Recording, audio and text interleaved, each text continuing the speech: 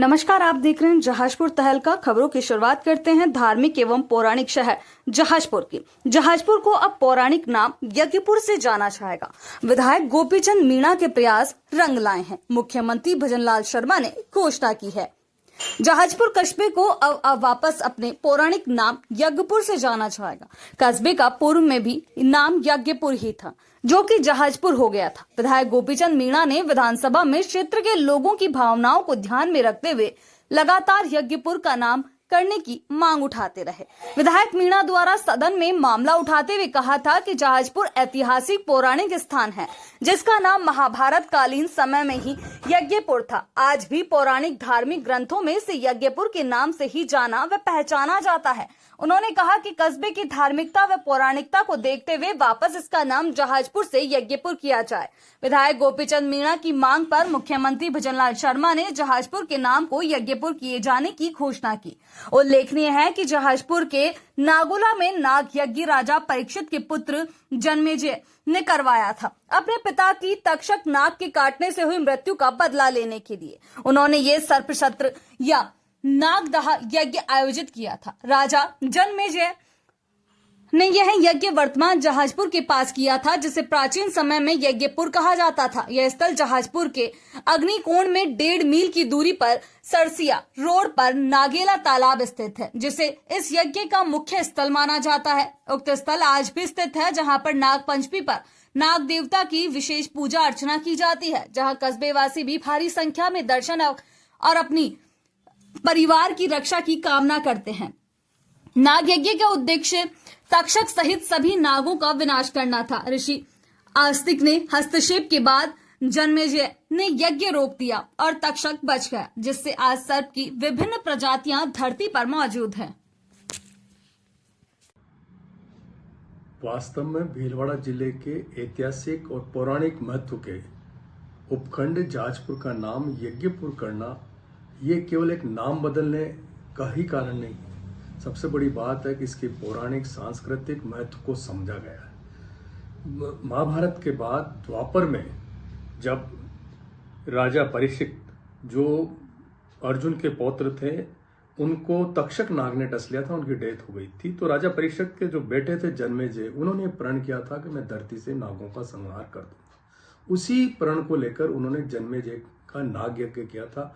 वो नाग यज्ञ पौराणिक महत्व का और पुराणों में इसका उल्लेख मिलता है कि वो भीलवाड़ा जिले के जहाजपुर, जो अब यज्ञपुर वहां हुआ था, इसलिए इसका नाम यज्ञपुर पड़ा।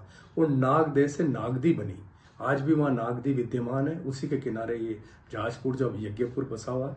अब जरूरत इस बात की है कि सरकार ने नाम बदल दिया। इसके लिए मुख्यमंत्री भजनलाल शर्मा और वहां के विधायक गोपीचंद मीणा निश्चित रूप से साधुवाद के पात्र हैं। पर अब एक टूरिस्ट सर्किट, क्योंकि पास में करीब 50-60 किलोमीटर बूंदी है, जहां फॉरेन टूरिस्ट का आवागमन हो चुका है। जहाजपुर, बिजोलिया, मांडलगढ़, बनेड़ा, इन सबको मिलाकर एक टूरिस्ट सर्किट बनाकर करोड़ों रुपए की एक योजना बनाकर इसका समुचित विकास किया जाए।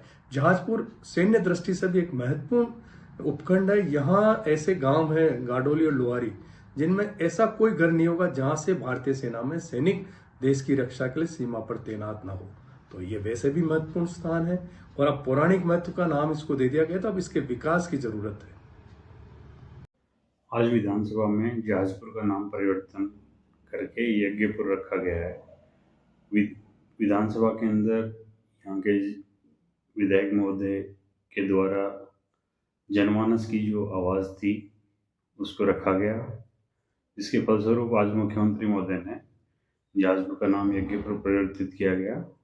क्योंकि पौराणिक इतिहास अगर हम देखते हैं तो महाभारत काल के समय में यहाँ जो राजा परीक्षित के पुत्र थे जन्मेजय, उन्होंने अपने पिता की मृत्यु का प्रतिशोध लेने के लिए यहाँ पे नाग यज्ञ किया था।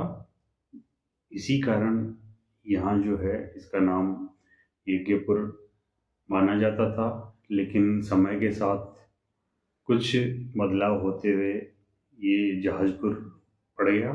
अब वापस इसका यज्ञपुर नाम रख के पौराणिक इतिहास को दोहराया जा रहा है। तो जन भावनाओं के अनुरूप ये अच्छा कदम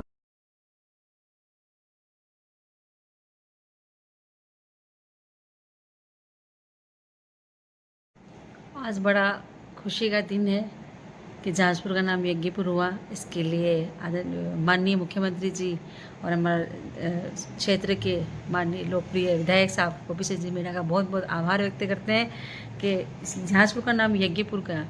और 2024 में जब श्री श्री 1008 गुरुदेव उत्तम स्वामी जी की जब भागवत कथा हुई थी 12 देवरा में, तो उन्होंने इस मंच के माध्यम से ही बात कही थी कि गोपी जी से एक निवेदन है कि जो इतने यज्ञ हुए हैं यहाँ पे, तो इसका नाम पहले यज्ञपुर ही था, तो जहाजपुर बीच में हो गया। फिर स्वामी जी ने मन से ही कहा था कि गोपी जी से एक निवेदन है कि इसका नाम आज से ही यज्ञपुर किया जाए। तभी गोपी जी ने कहा था, विधायक साहब ने हमारे, कि इसका नाम मैं यज्ञपुर करवा के रहूँगा। और उनका ये अथक प्रयास बहुत काम आया। आज उनका सबका, जहाजपुर वालों का भी एक सपना था, वो आज पूर्ण हुआ। उसके लिए मुख्यमंत्री जी और विधायक साहब का बहुत बहुत धन्यवाद, बहुत बहुत आभार। जय यज्ञपुर की। आज हमारे विकास पुरुष एवं कर्मवीर विधायक गोपीचंद जी मीणा के सतत प्रयासों में जहाजपुर का ऐतिहासिक नाम पुनः स्थापित करते हुए उसे यज्ञपुर के नाम से जाना जाएगा। यह केवल नाम परिवर्तन नहीं बल्कि हमारी आस्था, संस्कृति, गौरवशाली परंपरा का सम्मान है। यज्ञपुर का नाम हमारी प्राचीन वैदिक परंपरा, धार्मिक मान्यताओं एवं सांस्कृतिक विरासत का प्रतीक है। यह परिवर्तन क्षेत्र की पहचान और उसके मूल स्वरूप से जोड़ने का एक महत्वपूर्ण कदम है। हम सभी क्षेत्रवासियों ऐतिहासिक निर्णय के लिए विधायक गोपीचंद जी मीणा का हृदय से आभार प्रकट करते हैं। जय हिंद, जय भारत।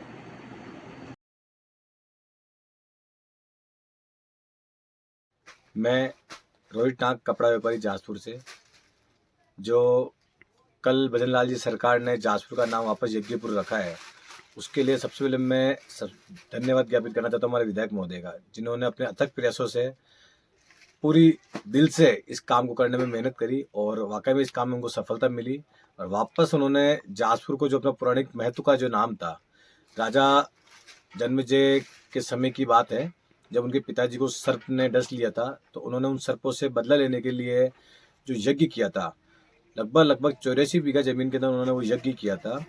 उस समय से ही इस जहाजपुर का नाम यज्ञपुर था, लेकिन समय बदलता गया, उसके बाद इसका नाम वापस जहाजपुर कर दिया किसी कारणवश। और वापस जो पौराणिक महत्व के नाम को जो इन्होंने माननीय विधायक महोदय के प्रयासों से जब भजनलाल जी सरकार ने कल वापस यज्ञपुर कर दिया है, उसके लिए हम विधायक महोदय का पूरा जहाजपुर कोटडी विधानसभा क्षेत्र के जितने भी वासी, हम सब उनका बहुत बहुत धन्यवाद ज्ञापित करना चाहते हैं कि इन्होंने वापस अपनी लगन और मेहनत से जहाजपुर नाम यज्ञपुर करवा दिया है। जय श्री राम।